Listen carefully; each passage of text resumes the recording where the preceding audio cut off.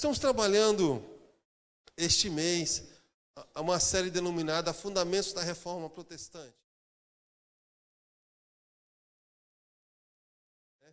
O crente, ele não comemora o Halloween no dia 31 de outubro. Ele comemora o aniversário da Reforma Protestante, 31 de outubro. Né? Então, nós temos que trabalhar isso na igreja. Né? Em vez de você equipar os seus filhos, né, com toda aquela magia do 31 de outubro, do Halloween, você esteja ensinando os seus filhos a respeito das verdades que a Bíblia nos ensina, as verdades que a Bíblia contém. Então, fundamentos da reforma protestante. E como eu tenho falado aqui, nesses domingos, né, hoje é o terceiro domingo, nós estamos na terceira mensagem, o Brasil ele é conhecido como um país cristão. Então, o Brasil é um país cristão. Tem um grande contingente de católicos romanos e uma das igrejas evangélicas que mais cresce no mundo é a Igreja Evangélica Brasileira. Sobretudo, o tipo de espiritualidade que se desenvolve na Igreja Evangélica Brasileira não gera restauração de vidas e transformação da sociedade. Pois se gerasse, o Brasil não estaria mergulhado nesse sistema corrupto no qual ele está, onde nós vemos políticos que se dizem evangélicos, que fazem tudo menos fazer o que é certo, menos pregar o evangelho, menos sendo testemunhas de Cristo. Então, se a igreja evangélica fizesse diferença mesmo na nossa nação, o nosso país não estaria mergulhado na imoralidade, na corrupção. Então, a espiritualidade dos evangélicos no Brasil, ela é muito rasa, ela é muito superficial. Ela é muito superficial. E no final do século XV e início do século XVI, o continente europeu também era caracterizado por uma espiritualidade cristã superficial, uma espiritualidade cristã mística que não gerava justiça, igualdade, mas gerava opressão, medo e escravidão. Nada diferente dos dias de hoje. E é nesse contexto que acontece a Reforma Protestante, quando, no dia 31 de outubro de 1517, o monge Martim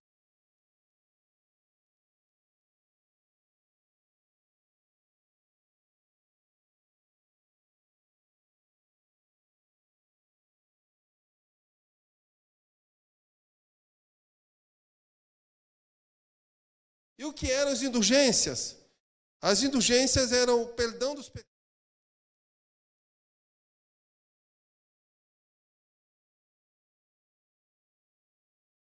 Quem determinava o tipo de castigo era a igreja.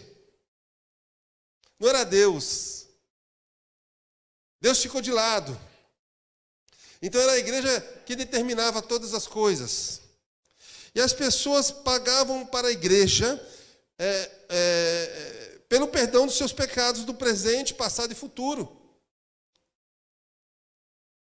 Então imaginem se você vivesse no século XVI, nessa crise econômica que nós estamos vivendo. Gente, você ia ter uma dívida enorme com a igreja. Pagar pelos seus pecados do presente, passado e futuro, são muitos pecados. Né? São muitos pecados. E também a pessoa pagava pelo perdão dos pecados dos seus ancestrais já mortos. Olha, morreu um parente meu, mas eu acho que o pecado dele não foi perdoado. Aí chegava o sacerdote, não, mas dá tempo. Você paga a indulgência aí, e a igreja vai perdoar os pecados do seu ente querido que já morreu, porque ele está no purgatório, aguardando você pagar. Se você não pagar, ele vai para o inferno. Se você pagar, ele vai para o céu. Era dessa maneira que funcionava as coisas no século XVI. E as pessoas pagavam pelas indulgências e recebiam até um certificado de dívida paga. E o frade João Tertzel, ele era o responsável em sair por toda a Alemanha vendendo as indulgências. Então, já falei sobre essa figura aqui no primeiro domingo. Até existia um jingle promocional, né, que ele saía cantarolando, né, nas vilas, cobrando as indulgências. Ele dizia: logo quando uma moeda lançada na caixa ecoa, uma alma para o céu voa. Tem muitas igrejas protestantes, igrejas evangélicas, que estão cantando essa musiquinha. Então não temos nada de diferente dos dias de hoje, não, tá? Então não se iluda, não. A igreja do século XVI, em nome de Deus, gerava a opressão e não a espiritualidade. Era uma igreja opressora. E a igreja do século XXI, né, as igrejas do século XXI, são tão opressoras e superficiais quanto as igrejas do século XVI. E muitas igrejas, a fé e o dinheiro andam de mãos dadas. As igrejas do século XXI pregam que quanto mais você paga para elas, mais próspero você será, mais cura você terá e menos pecador você será. É o que acontece. Você tem que pagar para a igreja. Eu acredito nos dízimos e nas ofertas, porque dízimos e ofertas são bíblicos, mas a igreja não pode impor às pessoas. O dizimista fiel é aquele que observa a Bíblia e dedica 10% para a casa do Senhor, devolvendo aquilo que pertence ao Senhor.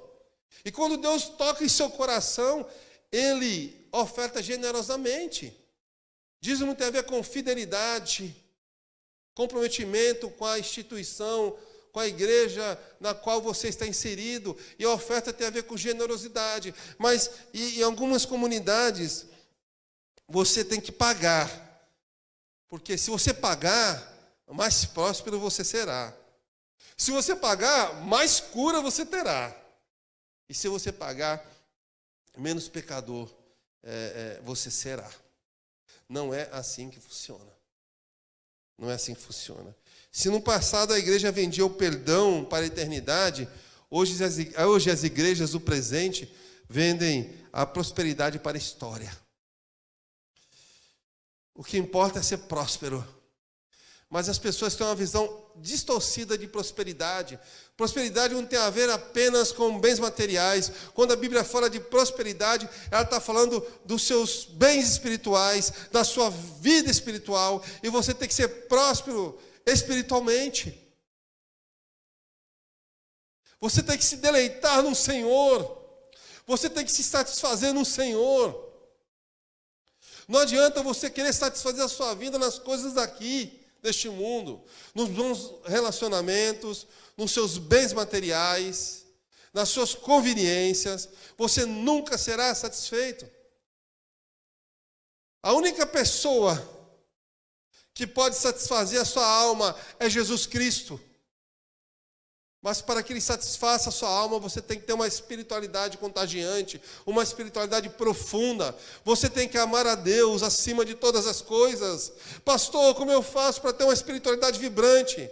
É simples, observe o mandamento do Senhor. Amarás o Senhor teu Deus acima de todas as coisas, com toda a sua força, com todo o seu entendimento.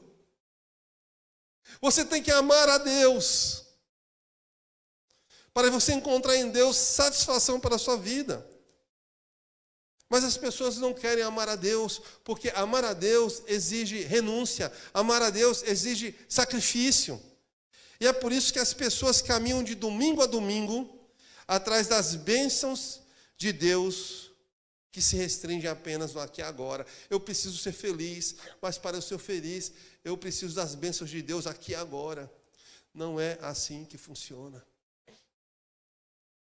Para você desfrutar da verdadeira felicidade, você tem que buscar as bênçãos eternas. É por isso que devemos repensar a teologia.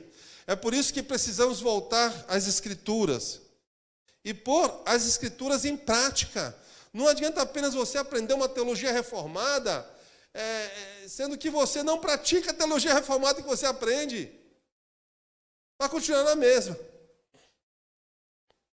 Quanto mais o crente aprende da Bíblia, mais ele tem que pôr em prática aquilo que ele aprendeu.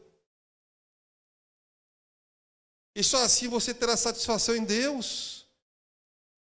Precisamos pôr em prática de maneira contextualizada tudo o que foi ensinado pelos reformadores. Nós não vivemos no século XVI, mas século XVII, nós estamos no século XXI. Mas você tem como colocar os ensinamentos dos reformadores de uma maneira contextualizada no século XXI. Nós temos as redes sociais, comece as redes sociais para pregar o Evangelho. Comece buscando nas redes sociais uma teologia sadia. Use a internet para isso. Não é errado, não é pecado você se abster da Bíblia impressa e usar a Bíblia no celular. Eu uso tudo aqui no meu tablet. Aqui eu tenho a Bíblia, aqui eu tenho estudos. Não é errado, estamos no século XXI. Então, eu escolhi fazer assim. Algumas pessoas preferem a Bíblia impressa, né? O papel. Amém. Mas o que não pode acontecer é você deixar de usar essa tecnologia para aprender mais da teologia sadia e para pregar mais e mais essa teologia. Se os reformadores vivessem hoje no século XXI, se João Calvino vivesse hoje no século XXI, se Martinho Lutero vivesse hoje no século XXI, Martinho Lutero estaria fixando as suas 95 teses na sua página do Facebook. Ou ele estaria com o seu canal do YouTube. Com certeza, ele estaria utilizando as redes sociais, mas os crentes do século XXI usam as redes sociais para outras coisas. Então comece a aproveitar as tecnologias, que são bênçãos em nossas vidas, para aprender mais da teologia reformada, de uma maneira contextualizada, e também ensinar pessoas sobre as verdadeiras doutrinas bíblicas. A reforma protestante foi um divisor de águas na igreja e na história. Foi um fenômeno que incluiu fatores políticos, fatores sociais e intelectuais. E seu elemento principal foi a busca de um novo entendimento sobre a relação entre Deus e a humanidade, sob 5 fundamentos: sola Escritura, somente as Escrituras, solos Christus, somente em Cristo, sola gratia, somente pela graça, sola fide, somente pela fé, e soli deo glória, somente a Deus toda a glória. Hoje estaremos trabalhando somente pela gratia, próxima semana eu estarei trabalhando somente pela fé, e no último domingo de outubro, 31 de outubro, o reverendo Juliano Cocara estará aqui pregando na igreja, trabalhando somente a Deus toda a glória. Somente a graça, sola gratia. Abra sua Bíblia impressa ou digital, em Efésios capítulo 2, do versículo 4 ao versículo 10.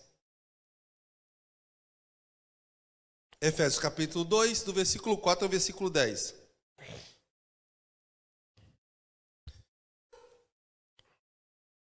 Está sendo projetado aí na sua tela, né? Se você desejar acompanhar pela sua tela, mas também você pode acompanhar pela sua Bíblia impressa ou digital.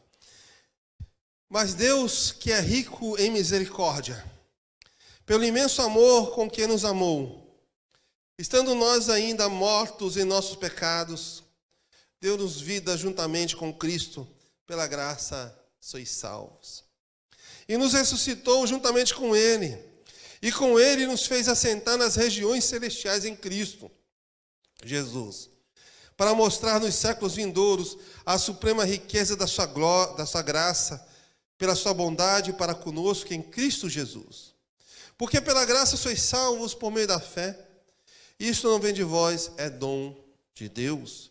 Não vem das obras para que ninguém se orgulhe, pois fomos feitos por Ele, criados em Cristo Jesus para as boas obras, previamente preparadas por Deus para que andássemos nelas. No decorrer da história, a igreja deixou de pregar as doutrinas bíblicas. Então a igreja se afastou e deixou de pregar as doutrinas bíblicas. Não se pregava mais a redenção somente pela graça de Cristo. Até se ensinava que Jesus era o único Salvador. Mas na prática, para alcançar a salvação, era necessário pagar por ela. Era preciso se sacrificar e fazer todo esforço humano para obtê-la. Era preciso recorrer a outros mediadores. A Bíblia ensina que somente pela graça e unicamente por ela você é satisfeito em Deus. Aí surge uma pergunta: o que é graça? Fala muito sobre graça. Graça é o favor imerecido de Deus às suas criaturas. Ou seja, você não tem o direito de estar diante de Deus, mas unicamente pela graça tem o privilégio de estar na presença de Deus. Graça tem a ver com tudo aquilo que você não pode fazer, mas que Deus pode fazer por você. Então, por si mesmo, você não pode se salvar da condenação interna. Mas pela graça, como nós estamos ensinando na escola dominical, Deus decidiu justificar você lá na eternidade, antes da fundação do mundo. Ele fez algo que você não poderia fazer. E pela graça, por sua graça, Ele decidiu justificar você. Pela graça, sua dívida foi paga na cruz do Calvário.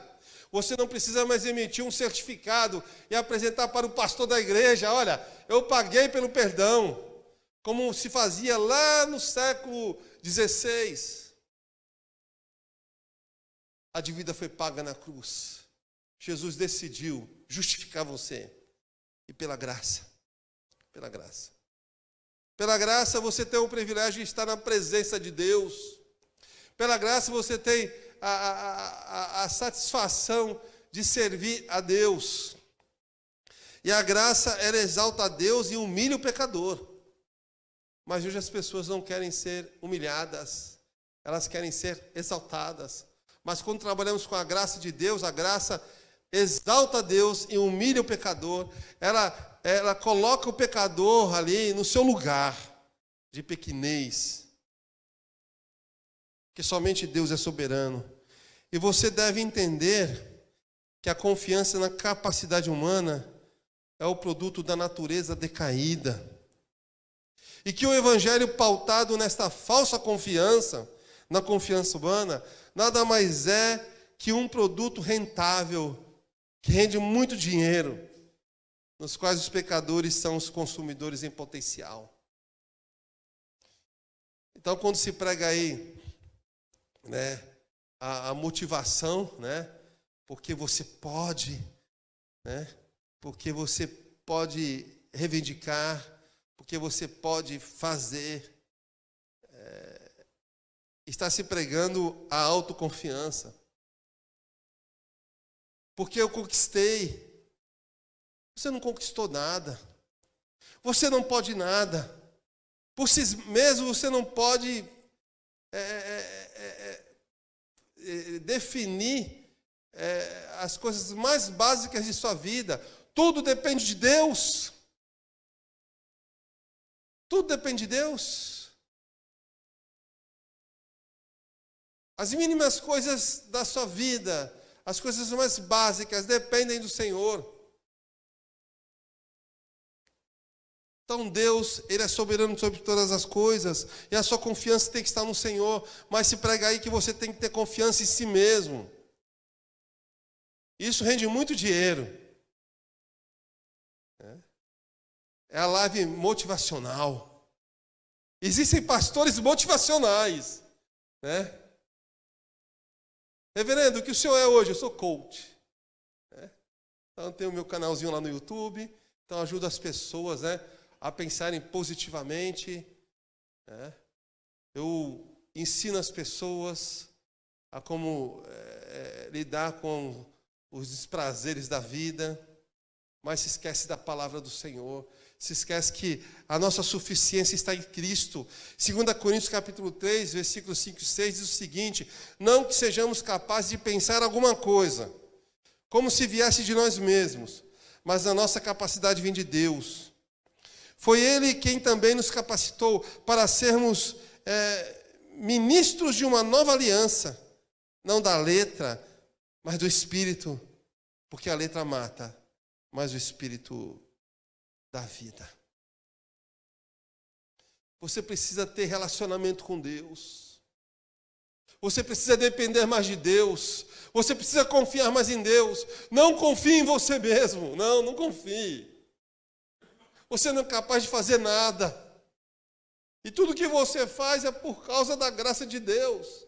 Mas as pessoas não entendem isto e preferem seguir um outro caminho.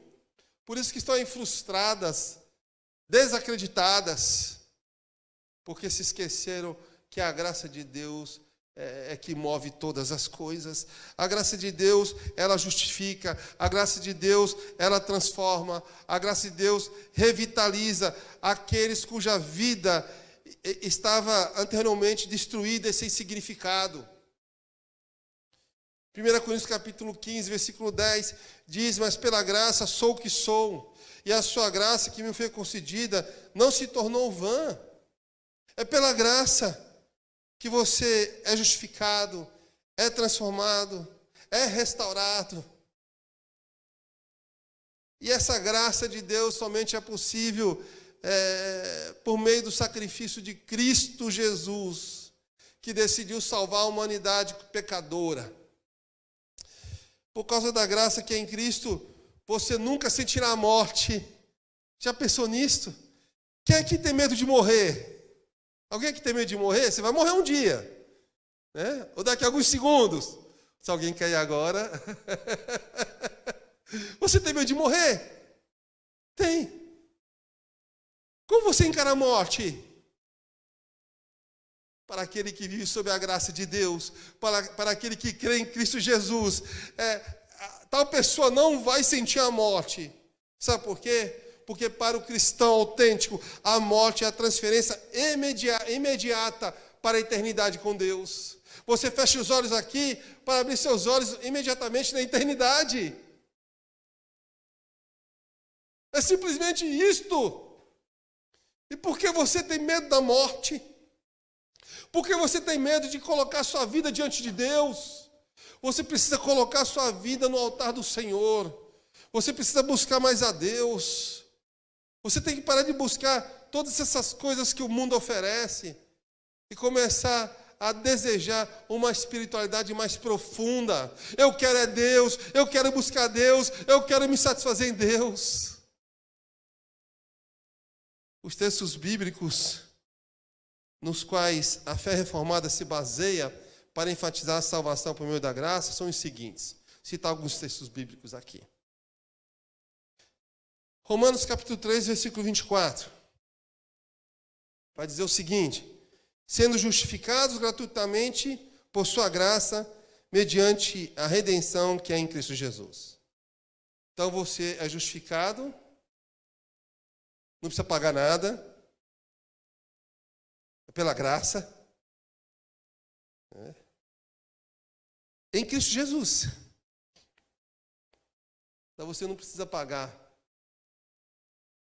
por sua redenção, é pela graça. Romanos capítulo 11, versículo 6, é pela graça que somos eleitos e salvos, já não é pelas obras, do contrário, a graça já não é graça. Não é pelas obras, é pela graça que você é salvo. Não são pelos seus méritos. Deus não está olhando para os seus deméritos e os seus méritos. Deus, quando alcançou você, olhou para Cristo na cruz do Calvário. Nesta manhã eu falei sobre a adoção, a doutrina da adoção, uma doutrina maravilhosa. No no meu entender, é uma das doutrinas mais belas que encontramos na Bíblia. Quando Deus decidiu adotar você. Porque você não é filho legítimo de Deus. Você é adotado. Deus só tem um filho legítimo, Jesus Cristo. E Jesus decidiu justificar você, para que você fosse adotado pelo Pai, para que você recebesse a herança de filho, que é a vida eterna. Então, quando se pensa em salvação, pensa-se em adoção, pensa-se em graça, porque você não merecia nada. Então Deus não olhou para os seus méritos, para os seus deméritos, simplesmente Ele decidiu adotar você, Ele decidiu salvar você, justificar você por meio de Cristo, porque o Filho decidiu isso. Só que para Deus, nada foi de graça. Para você, para mim, sim. Mas para Deus, não. Porque o Filho pagou na cruz o preço por você. Foi Ele quem foi na cruz. Foi Ele a pessoa que foi considerada maldita. A Bíblia diz maldito aquele que foi pendurado no madeiro. Foi Ele que recebeu a punição de seus pecados. E você foi alvo desta obra de Deus por causa da própria graça de Deus. Eu quero que você pense muito nisto. Temos um outro texto, Efésios capítulo 1, do versículo 6 ao versículo 7. Diz assim: para louvor da glória de sua graça, no qual temos a redenção pelo seu sangue, a remissão dos pecados segundo a riqueza da sua graça.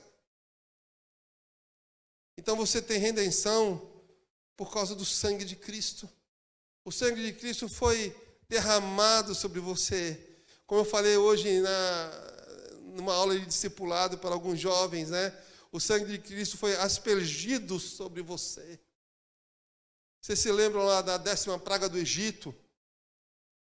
Onde Deus disse ali para Moisés: olha, avise aos israelitas que hoje o anjo da morte vai passar pelas casas. Mas vocês vão aspergir um sangue do Cordeiro, que simboliza Cristo, nos umbrais das portas. E o anjo da morte passará de largo por aquela casa e não entrará nela. Isto é graça de Deus. Você foi alcançado pelo sangue de Cristo. Cristo derramou seu sangue por você, sobre você. Você está debaixo do sangue de Cristo. Por isso que você é precioso para Deus. Porque Deus, quando olha para você, Ele vê você sob o sangue do seu amado Filho. Temos também um outro texto, 2 Timóteo capítulo 1, versículo 9, que nos salvou e nos chamou com santa vocação, não segundo as nossas obras, mas conforme a sua própria determinação e graça, que nos foi dada em Cristo Jesus, antes dos tempos eternos, antes da fundação do mundo. Deus derramou a graça dele sobre você. É por isso que você não pode fazer nada, é por isso que você não pode conquistar nada por si mesmo.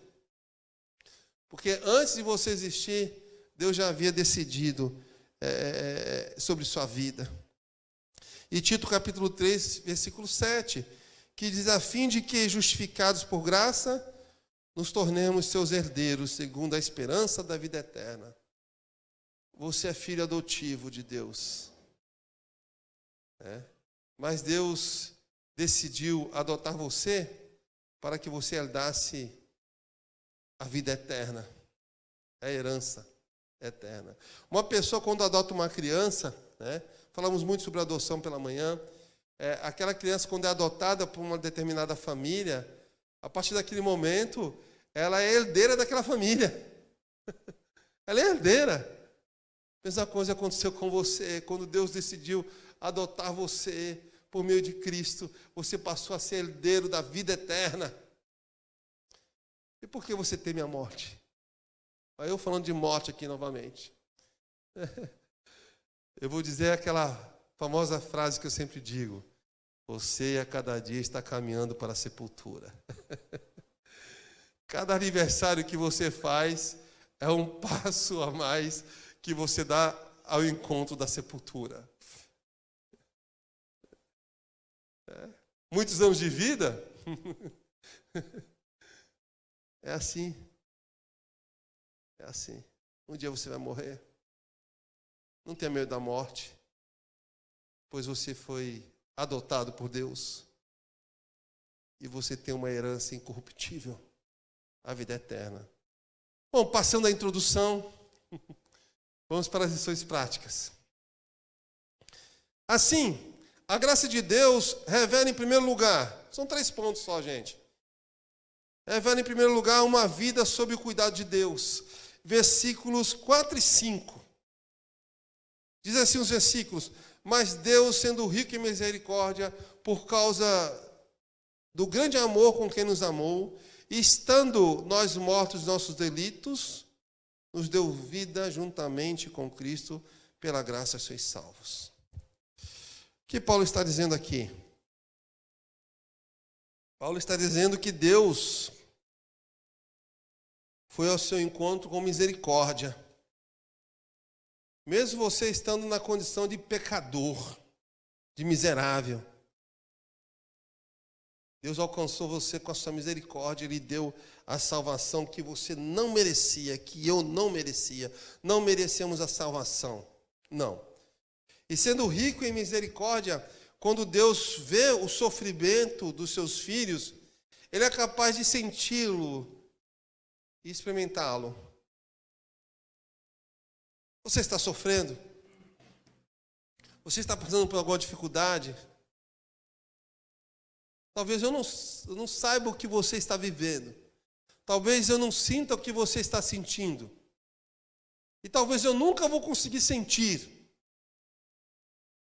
Mas Deus sabe dos seus dramas. Deus sabe o que se passa em seu coração. Deus sabe as dores que você está sentindo. Deus sabe o quanto você está sofrendo no leito de enfermidade. Deus sabe o quanto você está sofrendo por algum tipo de relacionamento que foi quebrado. Porque Ele está misturado com você em seus sofrimentos. É por isso que você tem que recorrer a Ele. Porque somente Ele é misericordioso. E misericórdia significa pôr o coração na miséria do outro. Deus faz muito mais que isto. Ele coloca o seu coração na sua miséria, mas também se mistura com você. Então as suas dores, tudo aquilo que você está enfrentando, Deus está sentindo com você.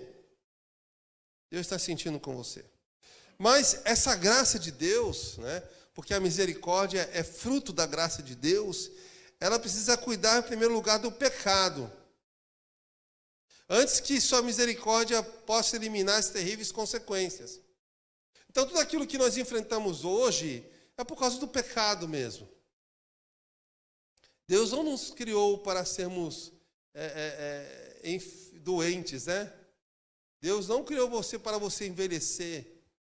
Deus criou você numa condição perfeita. Mas o pecado deturpou todas as coisas, né? Você não foi criado para morrer, mas o pecado fez com que você recebesse a morte como um prêmio, né, por causa da desobediência. Então a graça de Deus precisa cuidar do pecado. A graça de Deus precisa tratar a sua alma. Você precisa ser confrontado com o seu pecado. Não adianta você querer ser alvo da misericórdia de Deus, sendo que você foge dos confrontos. E não adianta você procurar apenas na Bíblia promessas para você. Tem pessoas que leem a Bíblia só, né, as promessas, né? Antigamente, não sei se hoje ainda tem, né? Eu acho que os mais novos, os adolescentes aqui, não sabem o que é caixinha de promessa. Vocês já viram a caixinha de promessa, os adolescentes aqui? Sabe o que é caixinha de promessa? Sabe o que é, Pedro? É? Não sabe? Sabe o que é uma fita cassete? Antigamente tinha muita caixinha de promessa, né? Você na livraria comprava lá uma caixinha, né? Ali só tinham promessas. Hoje eu vou ouvir Deus falar comigo. Aí, em vez de abrir a Bíblia, ia na caixinha de promessa. Deus falou comigo. Eu vou ser próspero. Você tem que aprender a ser confrontado pela palavra. Aprenda que o pai chama a atenção daquele que ele ama. O pai disciplina aquele que ele ama. O pai que ama o seu filho, ele disciplina o seu filho. O pai que ama o seu filho, confronta o seu filho com o pecado. Pois Deus faz assim conosco. Deus confronta você, porque Ele quer o seu bem. A graça de Deus precisa cuidar do pecado que está na sua vida, antes que a misericórdia possa eliminar as terríveis consequências do pecado. É por isso que João escreveu em 1 João capítulo 1, versículo 9, o seguinte: se confessar os nossos pecados, Ele, Jesus, é fiel e justo para nos perdoar os pecados e nos purificar de toda injustiça. A confissão de pecados permite que Deus demonstre a sua misericórdia. E se você é infeliz, você precisa da misericórdia de Deus. Você precisa de uma vida sob os cuidados de Deus. Misericórdia significa que Deus se mistura com você nos grandes sofrimentos. Misericórdia significa que Deus cuida de você. E Ele, sendo rico em misericórdia, por causa do grande amor que Ele amou você, Ele decidiu cuidar de você. Você é a ovelha. E a ovelha tem pastor. Não é o pastor Renato. É o bom pastor, Jesus Cristo. Aquele que conhece todas as suas necessidades. E você precisa se lançar aos pés de Jesus para ser cuidado por Jesus.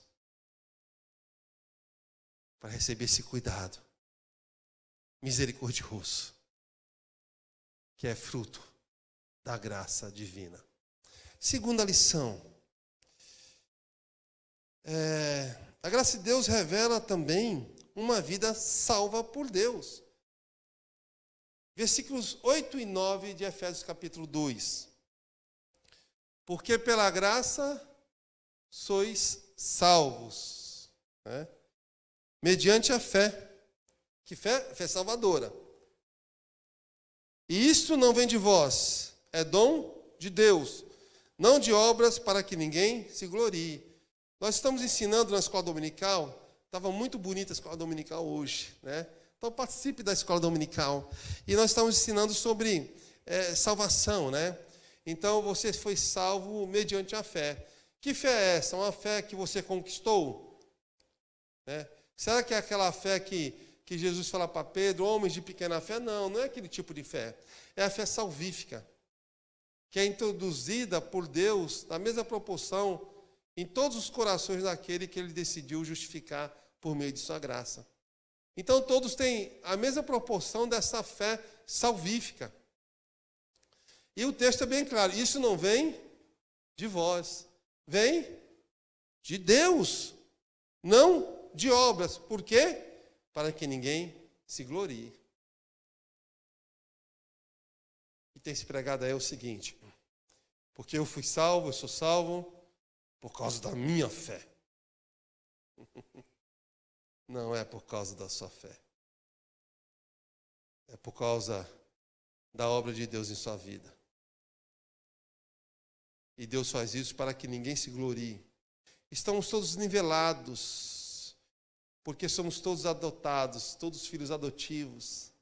Né? Ninguém aqui é melhor que ninguém. Você que está na sua casa, você não é melhor que ninguém. Pastor nenhum é melhor que ninguém. Estamos todos nivelados em Cristo Jesus. A Bíblia diz que somos devedores uns dos outros. Não credores, devedores. Necessitamos da ação de Deus em nossa vida.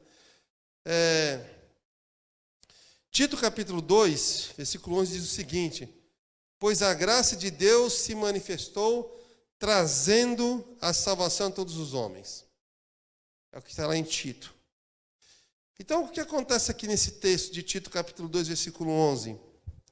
Acontece que o aparecimento da graça de Deus, da qual está sendo falado aqui no texto, está falando da vinda de Jesus ao mundo.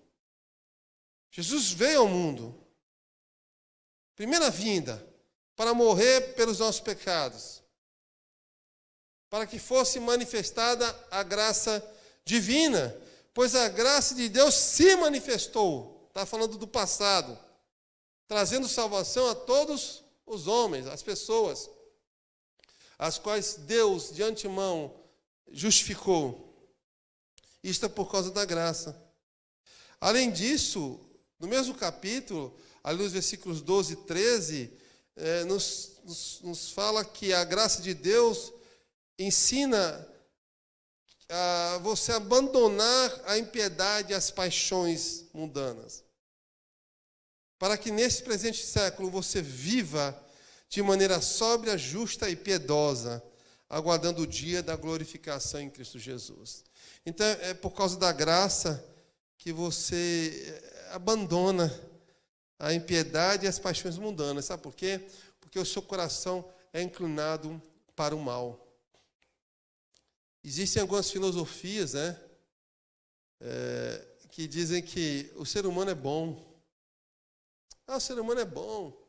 O bebezinho, quando nasce, ele é bonzinho. É tão bonitinho, está aprendendo a falar. Que coisa linda. Não tem nenhuma maldade no seu coração. Coração bom. Ninguém tem um coração bom, queridos. O coração do homem é inclinado para o mal. Não sou eu que estou falando isso, é a Bíblia. A Bíblia diz que o coração humano, Jeremias, é desesperadamente corrupto. Olha o tamanho da palavra. Desesperadamente corrupto.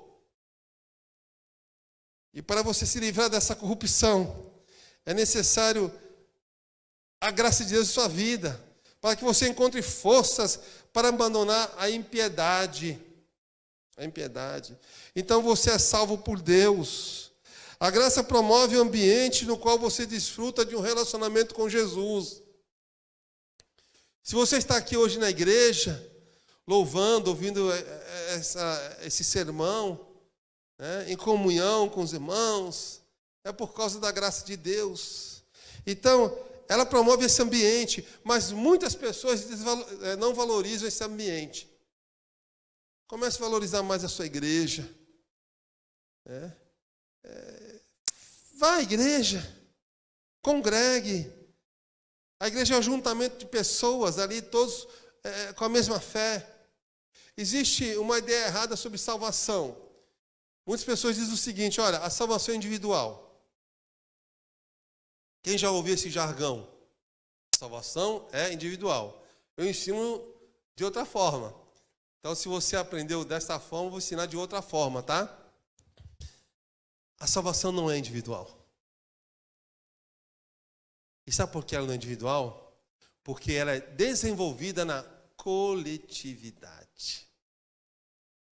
A salvação é pessoal. É diferente. Então, Deus está salvando você, ou salvou você, para você desenvolver essa salvação aqui, na coletividade. A nossa rede de apoio está aqui. Temos a mesma fé. Você está sofrendo? Vem aqui, vem para a igreja. Vem para a igreja para ser acolhido. Procure um irmão na fé. A igreja serve para isto. É um ajuntamento de pessoas que têm a mesma pessoa em comum, Jesus Cristo. Então a salvação ela é pessoal, ela é desenvolvida na coletividade. E a graça de Deus promove um ambiente no qual você desfruta de um relacionamento com Jesus. Quando a graça começa a operar, você não encontra barreiras para desenvolver a sua salvação. Você quer estar na igreja, né? Você não mede esforços para estar junto com os irmãos. A pandemia fez muito mal para a igreja. A nossa igreja, particularmente, sempre foi uma igreja muito acolhedora, né? Ainda é. Vamos voltar a esse acolhimento. Os almoços da família, todos juntos, né? Era o costume da igreja. O ministério gourmet, após o culto, todos aqui. O pastor só fala em comida, gente. Era uma estratégia de Jesus. Jesus ensinava ao redor da mesa. Porque com a barriguinha cheia você aprende melhor as coisas, né? Mas Jesus promovia isso para a comunhão. E a nossa igreja sempre foi acolhedora e vai continuar sendo acolhedora. Mas a pandemia fez com que as pessoas se afastassem. A tecnologia é uma bênção? É uma bênção. Você às vezes não pode ir na igreja porque está doente ou porque teve uma intercorrência. Vai lá, acesse o YouTube, o Facebook, mas o ideal é você estar na igreja. Nada substitui isso aqui. Então a igreja precisa voltar mais forte do que nunca, desfrutando de toda essa tecnologia, sim, mas também desfrutando do dia a dia, da comunidade, de todos juntos, porque a salvação é desenvolvida na coletividade. Então, a graça de Deus revela uma vida salva por Deus. Terceiro e último lugar. A graça revela uma vida que agrada a Deus. Versículo 10 de Efésios capítulo 2. Pois somos feitura dele, criados em Cristo Jesus para as boas obras, as quais Deus de antemão preparou para que andássemos nelas. A Bíblia diz que a graça de Deus é tão inesgotável, tão admirável em seu suprimento, que ela nunca acaba. Quando você se torna cristão, Deus o supre com tudo aquilo que é necessário para a sua vida, em crescimento espiritual. Isso é graça de Deus. Por isso Pedro diz, lá em 2 de Pedro, capítulo 3, versículo 18, crescei na graça e no conhecimento de nosso Senhor Jesus Cristo. Conhecerei e prosseguirei em conhecê-lo, Senhor. Você tem que conhecer a cada dia mais a Deus. E conhecer a Deus significa você agradar a Deus. Pedro está dizendo, cresça no seu entendimento. Quanto mais você entender a graça, mais você desfrutará da vida cristã. Se você não cresce na graça, não conhece toda a bondade de Deus, tudo aquilo que Deus tem providenciado para você. Você precisa crescer na graça de Deus. Mas, infelizmente, muitos cristãos vivem como mendigos espirituais, né? Porque não cresceram na compreensão do grande e inesgotável suprimento chamado graça de Deus. Tem pessoas que se conformaram com a vida medíocre, espiritualmente falando. Pergunta se um andarilho, ele quer sair da rua. Não quer. Porque ele se acostumou com aquilo. E muitos crentes se acostumaram com a vida medíocre. Não querem crescer na espiritualidade. Não é que você vai se tornar um super espiritual, mas quanto mais você conhece a respeito da graça, quanto mais você agrada a Deus, mais próximo de Deus você vai estar. E você vai encarar as dificuldades da vida de uma outra forma, sob uma outra perspectiva. Então, comece a buscar mais a Deus.